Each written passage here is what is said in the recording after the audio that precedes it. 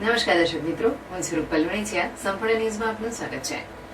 Palanpur division હેઠળ આવેલા 4 police સ્ટેશનમાં જુદા જુદા ગુનાઓમાં લાંબા સમયથી પકડાયેલા વાહનોની હરાજી પાલનપુર પોલીસ હેડક્વાર્ટર ખાતે રાખવામાં આવી હતી.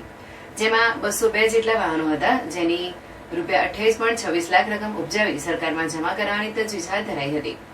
પાલનપુર ડિવિઝન હેઠળ આવેલા પૂર્વ પોલીસ સ્ટેશન, પશ્ચિમ પોલીસ સ્ટેશન, તાલુકા પોલીસ સ્ટેશન અને ગઢ પોલીસ સ્ટેશનમાં જુદા જુદા ગુનાઓમાં લાંબા સમયથી પકડાયેલા 202 જેટલા વાહનોનું પોલીસ હેડક્વાર્ટર્સ ખાતે નાયબ પોલીસ અધિક્ષક ડોક્ટર જે ગામિતના અધ્યક્ષસ્થાને હરાજી કરવામાં આવી હતી.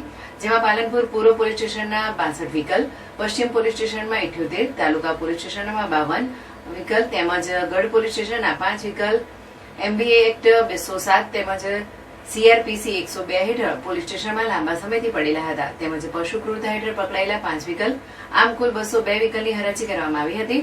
જેમાં 105 જેટલા વેપારીઓએ આ હરાજીમાં ભાગ લીધો હતો.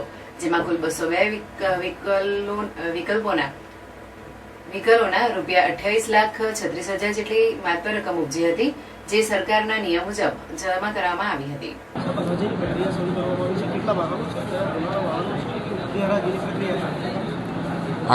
આજરોજ બનાસકાંઠા જિલ્લામાં પાલનપુર ડિવિઝન ખાતે પાલનપુર ડિવિઝનમાં આવેલા પાલનપુર પૂર્વ પોલીસ સ્ટેશન, પાલનપુર પશ્ચિમ પોલીસ સ્ટેશન, પાલનપુર તાલુકા પોલીસ સ્ટેશન અને ગઢ પોલીસ સ્ટેશન માન્ય DGPC વિકાસ સાહેબ અને માન્ય રેન્જ આઈજી શ્રી ચિરાગ કુરડિયા સાહેબ અને જિલ્લા પોલીસ વડા શ્રી અક્ષરાજ મકવાણા સાહેબના સૂચના અને માર્ગદર્શન હેઠળ આજરોજ પાલનપુર ડિવિઝનના 4 પોલીસ સ્ટેશનમાં વ્હીકલોની હરાજી રાખવાની હતી.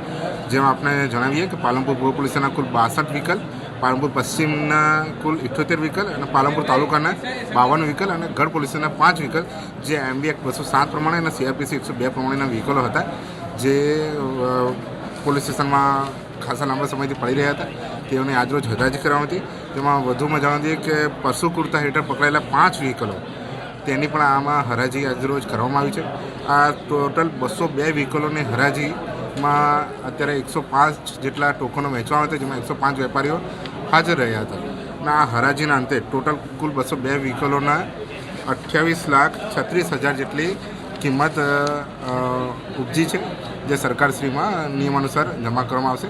અને જે હરાજીની પ્રક્રિયા જે શાંતિપૂર્ણ રીતે સારી રીતે પૂર્ણ થઈ છે.